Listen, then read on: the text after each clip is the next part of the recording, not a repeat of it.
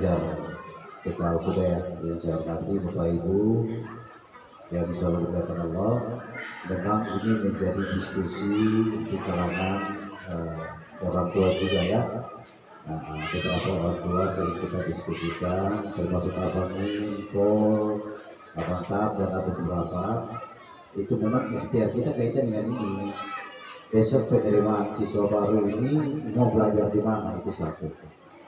Yang kedua, katanya sih insya Allah nanti ada bantuan dari pemerintah daerah ya, katanya.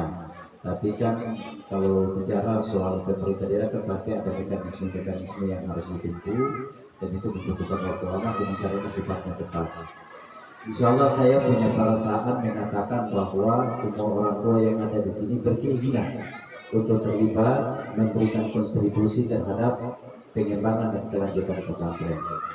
Nah, cuma bagaimana caranya ini yang jadi masalah.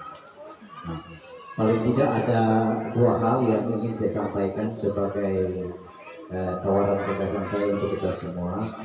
Karena bantuan ini sifatnya personality, sifatnya pribadi, sehingga tidak bisa terbuka secara keseluruhan.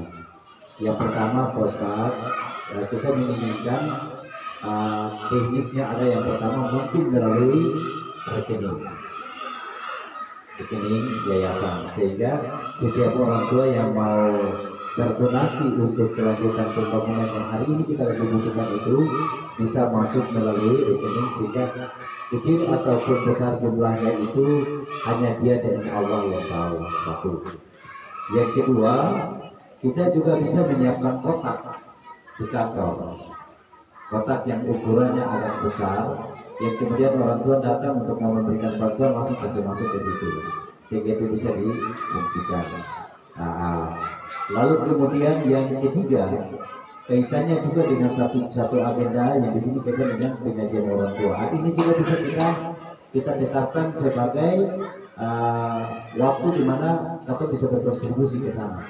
Jadi kita bisa berdonasi itu pada saat kata pengajian ada kotak, lalu kemudian kita kasih masuk kotak bersama rupiah sebagai amal untuk pengembangan pesantren.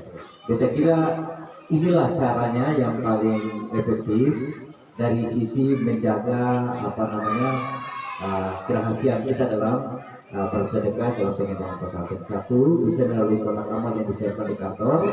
Yang kedua, bisa melalui nomor rekening yayasan, bisa dibagikan mulai buruk, sehingga mungkin Bapak Ibu yang Allah kasih rezeki di kantor-kantor pas terima gaji, uang belum ada masuk transfer masuk ya rekening yayasan.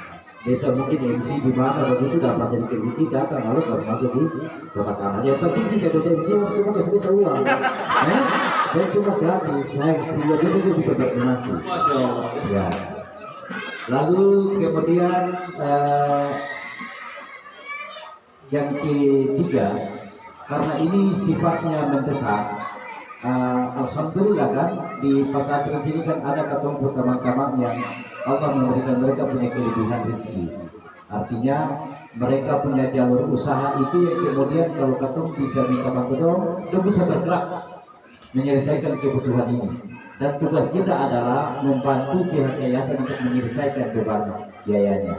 Misalnya kita kasih contoh pilihan tepat, misalnya atau minta bantu di Abang Bawaludi, misalnya salah satu, untuk bagaimana terlibat dengan pesantren untuk menyelesaikan kebutuhan pembangunan ini. Lalu kemudian nanti kita berusaha untuk menyelesaikan secara pelan-pelan melalui langkah tadi, memberikan bantuan melalui rekening ataupun langsung memasukkan ke kotak amal yang disiapkan oleh pihak pesantren ini.